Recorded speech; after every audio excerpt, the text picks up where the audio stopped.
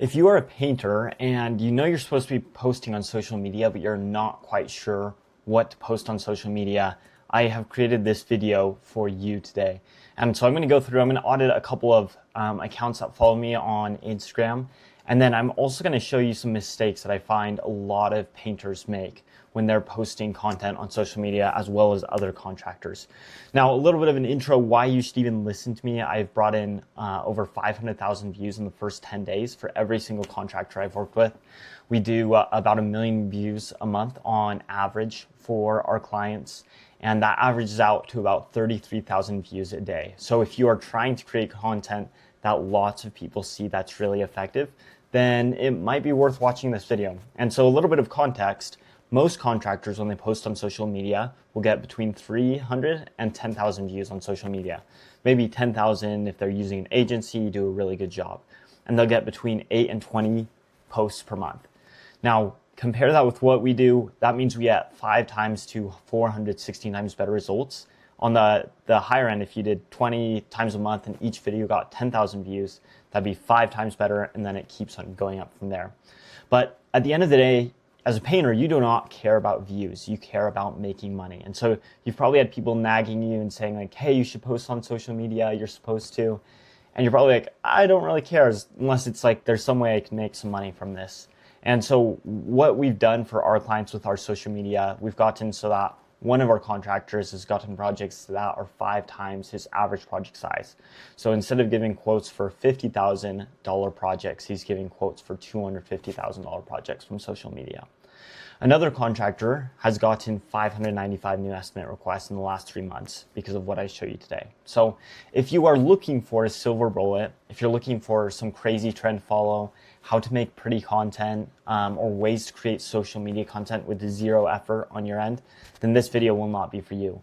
But for the few of you who are actually looking about like how do you build trust on social media to actually get work in, or what is the psychology that drives people to watch videos on social media, and how do I use that as a contractor to make me money, or what psychology guarantees people continue watching throughout the whole video, because that's what Instagram and what all these platforms look for, is how do people watch throughout the whole video. Then I think that what I share with you today will be incredibly valuable and you'll get some good insights. And I think that the audit that we do at the end, I'm going to show you again, just a little bit of an overview. I'll show you some of the 3 mistakes that most people make when they're posting on social media. I'll share a little bit of the foundation first about how this actually works and how social media actually works.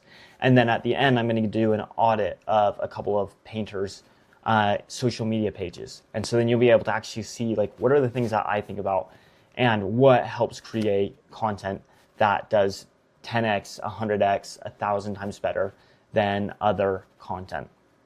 Now, jumping in, the invisible journey is the first thing that I want to talk about. And so most people, when they're posting on social media, they're posting for the people who are ready to make the decision. And so they're trying to get all the people who are ready to make the decision. It's like people are like, chill out if they're the person that everybody's trying to talk to. And what I preach and what I truly believe is that if you could be there when they're still thinking about doing the project, they're planning out the project, and if you could build trust throughout the process, then people will be way more likely to work with you. And here are some of the stats that I've found to be able to prove that. Number 1, homeowners average about 8.6 months just planning a kitchen before construction starts. Now, it might be a little bit longer if you're doing a custom home. It might be closer to 12 to 36 months. If you're doing something like painting, then it's probably a little bit shorter. So it might be closer to 4 or 5 months. Maybe it's even down to 1 or 2 months. Now, if you're a homeowner and you're thinking about painting an area, then you probably start to get a list of people that you might have seen or might think could be good fits for your project. And research says that about 92% of people doing like big ticket decisions are starting with at least one vendor already in mind. In one study, the vendor ranked first won about 80% of the time, and in another study, that person who was ranked first won about 71% of the time. So if there's something that you could do as a painter to make sure that in the 12 to 36 months before somebody started a painting project, you were showing up first, you were building trust, and you became the chosen one before they even got to the decision-making process, then theoretically, that would help you win 80 to 71% of the time. And if there's something that you could do to do that, it would seem like a no-brainer to put effort into doing that thing. And so that is what I'm about to show you today with some of the social media suggestions that I've found to be extremely effective. Now, I don't know if you guys have ever talked with somebody who just always brags about themselves, talks about how great they are. It tends to be a really painful conversation. Or there could be a salesperson who corners you and is constantly telling about how great the product is, and you just want to ignore them. And it's obvious that we wouldn't do that in person, but over social media, we get so used to doing that and showing all about how great our content is, all like how great our projects are and how good we are at our talents. And what ends up happening is that for a lot of people, this creates something where it feels like we're always taking from people. And it's not actually building trust. And so if you want to be the contractor that's trusted, who people will pay more to work with, then you have to figure out ways to give to people. And so this is all about how do we give to people so that they trust us and want to work with us in the end. Now, there's two mistakes that you really want to avoid. Number one, you don't want to be the hero of like your posts. So some contractors will talk about how hard life is for a contractor, how annoying homeowners are. And in my opinion, if you're going to post stuff like that, it's not going to help you get very many homeowner friends to like want to give you money. You might get a lot of contractors who are like, yeah, that's the worst. And you might get a lot of views, but you're not going to make money from it. And that's the thing I care about for you painters is you want to make money from your social media. You don't want to just post on social media. Number two is you're always bragging and showing off instead of always giving.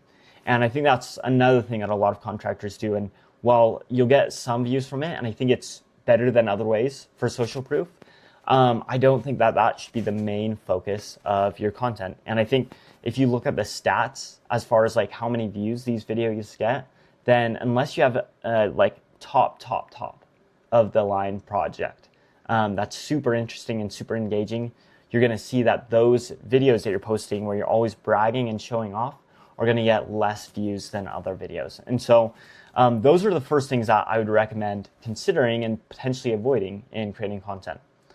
Now, number two, the question is, what do I trust? And we've already talked about this principle a little bit, but every piece of content that you are posting is either creating content or destroying it. So people put energy and effort into watching a video, and if they feel like they got more out of it, they're more likely to follow you, be more likely to work with you in the future, and choose you instead of another contractor. If this happens again and again, every time they put in a little bit of energy and effort, they get way more out of it, and then they're going to be like, it's a no-brainer that I could trust this guy, because that has been so reinforced that when they put something in, they get way more out.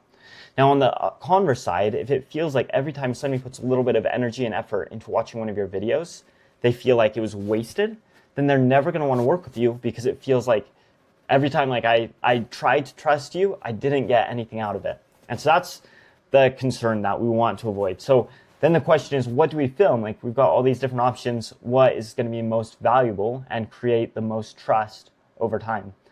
And at the end of the day, as a contractor, as a painter, you probably get asked tons of the same questions again and again on every job. People will ask how long it takes. How long does certain things make the paint project more expensive or less expensive? And so there's tons of questions that you will get asked all the time.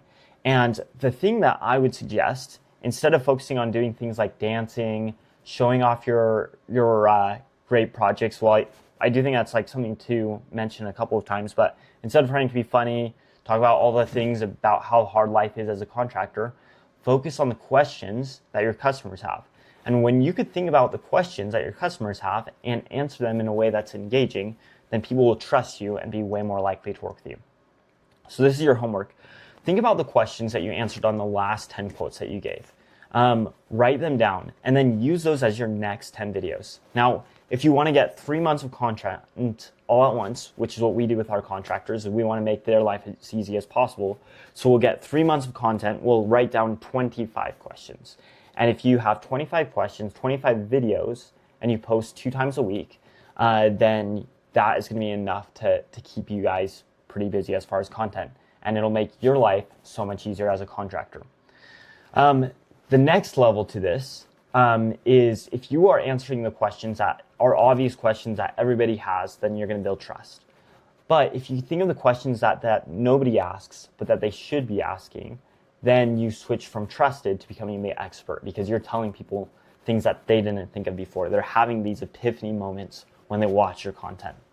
And that is the true power in creating content and becoming like a very trusted source for these people.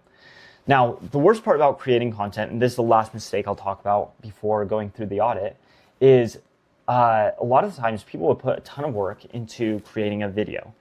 And it's super frustrating because sometimes the video will perform really well, might get like 500 views more than normal, might get 1,000, might get 10,000 views. And then sometimes it bombs. A lot of the times it'll bomb for a lot of people. And most companies, what they do is they'll post content once, and then if it doesn't perform well, it just feels like wasted effort. So views will kind of feel a little bit random. So the way that you want to approach this, again, this is the way that most people approach this, and it feels kind of random. And the way that you do want to approach this is by going through and testing different things.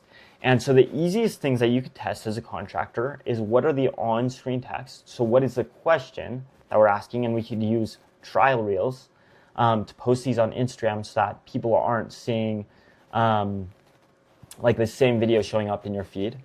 And then you could use trial reels and then test different lengths of video. That is one of the easiest ways. So try cutting out different things, make your videos shorter and simpler. Usually I shoot for around 25 seconds for most contractor videos. And what we've seen is by testing small things, we've gotten 10x to 100 times better results for our contractors. These are based off of real numbers and are like the real effects of how powerful testing is. And the really cool thing about this is that when you could have like a couple of different tests, it means that you have to film a lot less. It makes your life a lot easier and you feel like you don't have to be like goofy and do all this crazy stuff to get attention. So those are the three challenges that I wanted to talk about. Number one, again, who are you focusing on? Whose story are you telling me? Are you telling the customer story and answering their questions, or are you focusing on life as a contractor? Two, what do I post? Focus on the questions that your customers have and answer those questions, and then think about the ones that they don't ask but that they should. And finally, think about testing a couple of different things. And if you test a couple of things on each different video, then you're already going to be getting way better like results, and you'll be able to tell what works on videos way more. You'll learn way faster. So that being said, let's jump into an audit and we'll take a look at a couple of these companies.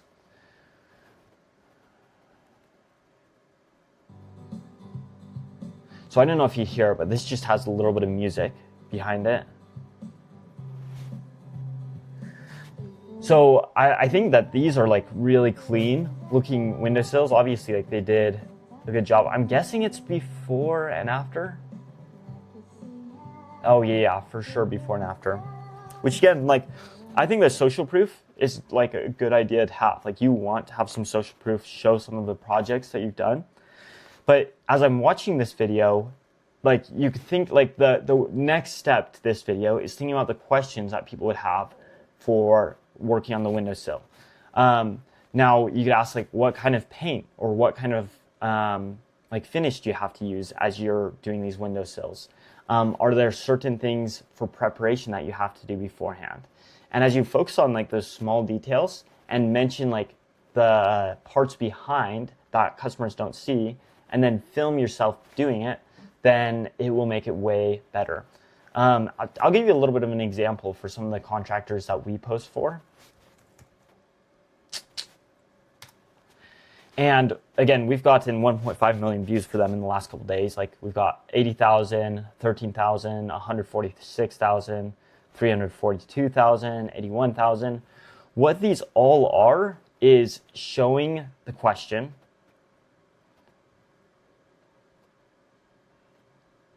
and this one is, I guess, not showing the question. You could look at these videos too. But usually we focus on like the question first. So what makes this last over time instead of falling over? What makes them... So this is super easy content to make. You just have one of your employees film you, and then you kind of explain like what's going on here. And he just explains it, and then we just have like different footage in the background that we put on top of it. Super easy. and really easy for you to do as a painter. You just have to get one of your guys to help you film. So that's the first thing. Okay. This is such a beautiful looking bedroom. And again, I think like if you could even just focus on the question that you're asking at the beginning and then answer it. Like questions are like one of the most psychological principles for getting people to pay attention. If you create a question that people have in their head, they like want to answer it so bad. And so by having a question at the beginning, it'll make it way more likely that people go through the rest of the video.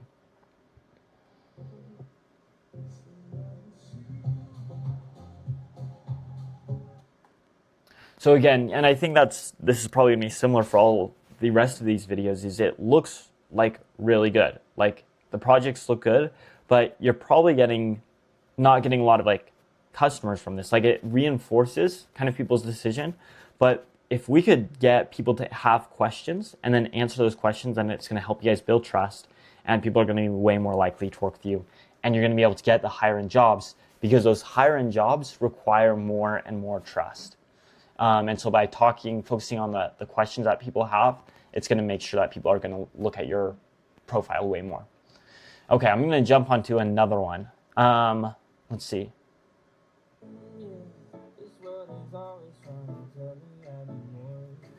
So I think this is a style when like people have like pictures but don't have content, and so they'll just kind of sew the two pictures together.